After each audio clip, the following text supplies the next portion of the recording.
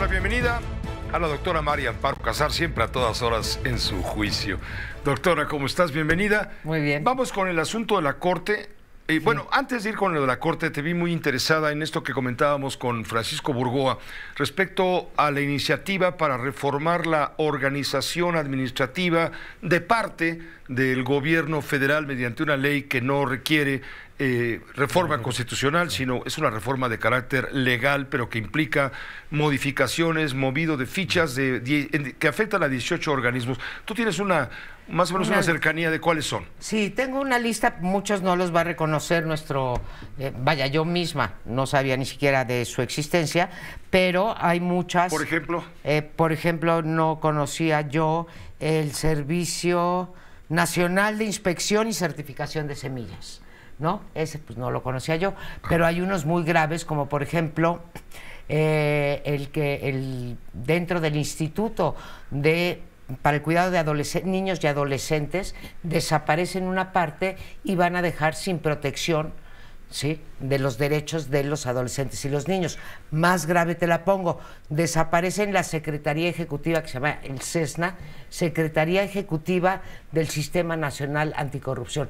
Casualmente, caray, tú sabes que el Sistema Nacional de Corrupción está compuesto de varias secretarías, incluida la Fiscalía, que no es secretaría, y del Comité Ciudadano. Y el Comité Ciudadano opera a través de su Secretaría Ejecutiva, que está en manos no de los titulares de las secretarías, sino de los ciudadanos. Ese también lo desaparecen y lo pasan a la función pública. Desvirtúan totalmente el Sistema Nacional. Si ya de por sí no tenía dientes, desvirtúan, por ejemplo, la plataforma de datos que creó el Sistema Nacional Anticorrupción a través de la Secretaría Ejecutiva. Desaparecen todas las funciones que tenía para proteger precisamente al ciudadano de la corrupción. ¿Y dónde va a dar todo ese dinero? A ver, unas desaparecen, otras pasan a otras secretarías. Por ejemplo, hay dos de estos organismos cuya estructura y presupuesto pasa a la Secretaría de Bienestar, por ejemplo, ¿no? Entonces hay una serie de rejuegos. Hay otros que simplemente se eliminan. De los que pasan a otras secretarías, te digo, la Dirección General de Publicaciones, por ejemplo, se la dan a Paco Ignacio Taibo. Estaba dentro de la SEP porque es la encargada de los libros de texto, y eso pasa, no sé qué implicaciones vaya a tener todavía, pero pasa al Fondo de Cultura Económica. ¿A dónde va a dar el dinero y qué tanto ahorro? Ahorita sería irresponsable decírtelo, pero por ejemplo, hay el fideicomiso minero, ¿sí? ¿A dónde va a ir el dinero del fideicomiso minero? Yo creo, Pepe, que o bien a las prioridades de la 4T, que son el Tren Maya y la refinería y etcétera, que han costado mucho más, o a las elecciones. Fíjate. No lo dije yo, No. Porque hoy también se tundieron en la mañanera aquí a ustedes, así que... Pues sí, para no variar. Para no variar. Pero se junta con la otra iniciativa de la semana pasada, Pepe, que comentamos, que modifica la ley orgánica de la Administración Pública Federal, que deja en un estado de indefensión a los inversionistas como nunca habíamos visto. Como te lo digo, ¿Qué va a pasar? Estado de indefensión. Pues, por ejemplo, pueden decidir que el contrato que te habían dado de obra pública o la compra que te habían adjudicado o que habías ganado por licitación, una concesión, una carretera, ya, por ejemplo. De repente, sí, como obra pública, ya no vamos a requerir de sus servicios. Bueno, pero tú ya gastaste dinero. Bueno, pues me indemnizan. No. ¿Cómo que ahí no te pueden retirar permisos, concesiones sin ningún tipo de indemnización. Hay otra parte en donde sí te indemnizan, pero meten la cláusula, tú te la sabes, no es estratosférica, pero es la cláusula... Algo así. Bueno, en donde el Ejecutivo Federal decide que de repente se pasaron de lanza con la indemnización y que va a fijar un monto menor y te lo dan. Yo me pregunto, en este momento que está pasando México, con las oportunidades que va a tener por el famoso nearshoring, o sea que estamos cerca de Estados Unidos y que podemos sustituir muchas de las cosas que se van, de las mercancías, de los insumos que van requiriendo, y en vez de estar en China, en Asia, en fin, en Asia en general, estamos muy cerquita y los producimos nosotros. ¿Quién va a querer invertir con estas cláusulas de expropiación, de cancelación de permisos, en fin? O que si tú ganas un juicio, por ejemplo, en un tribunal, el Ejecutivo puede decir, esto no se vale porque va en contra de nuestra ley que atiende el interés general, el interés público o el interés social. ¿Quién define ese interés, Pepe? El Ejecutivo mismo. Es una concentración del poder y, peor aún, un otorgamiento de facultades para el ejercicio discrecional del poder que no habíamos visto, Pepe. María Amparo, vamos a entrarle al tema de la Corte rápidamente. Rápido. A esto también y en su momento.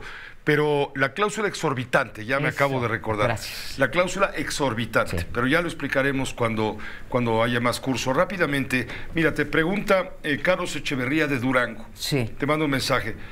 Con esto que acaba de ocurrir en la Corte, darle para atrás a las reformas que llevan a la Guardia Nacional hacia el dominio, el control, en fin, de la Secretaría de la Defensa Nacional, ¿pasará lo mismo con el Plan B de la Suprema Corte, en la Suprema Corte? Mira, yo le diría... ¿El plan de la reforma legal electoral? Sí, es Carlos, ¿verdad? ¿Me dijiste? Sí, Carlos Echavarría.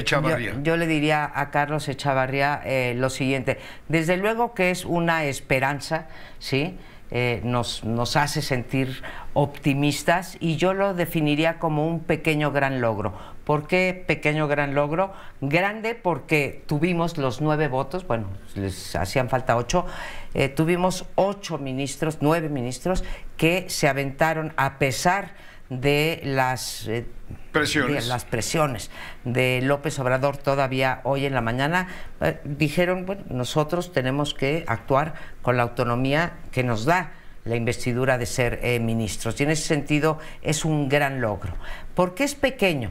Porque hay todavía 6 acciones y controversias constitucionales en materia de la intervención militar en tareas de los civiles que todavía están por ser discutidos en la Corte.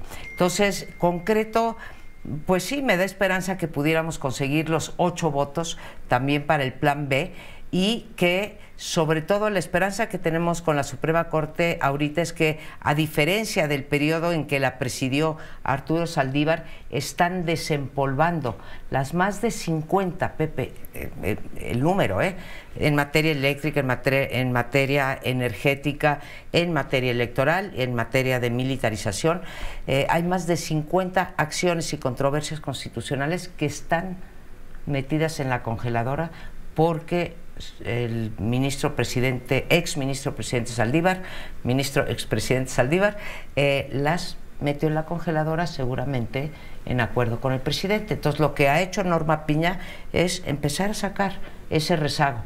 Ya no está procrastinando la Corte, y eso es una gran noticia y me da esperanza, 1, que se resuelva rápido lo del Plan B, y 2, que se consigan los 8 votos, aunque ya perdí la esperanza de que Saldívar, en el caso del Plan B, vote a favor de su inconstitucionalidad. Y también se requieren 8 votos, que es el quórum mínimo para que proceda esta apelación. Es el número de votos mínimo para que proceda la inconstitucionalidad. Bueno, en este caso la suspensión. ¿Lo ves como una, con eso para acabamos, que se si mantenga quieres, la ¿lo ves suspensión como una derrota a la 4T, una Sin derrota duda. al presidente?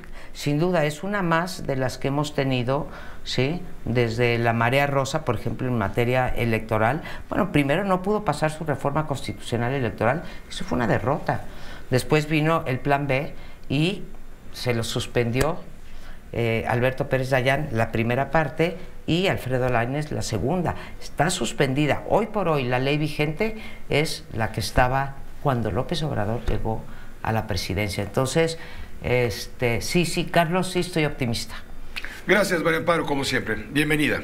Muchas gracias, Pepe. Es un gusto estar aquí. Presencial, claro, en tu espacio, desde luego. Permítanos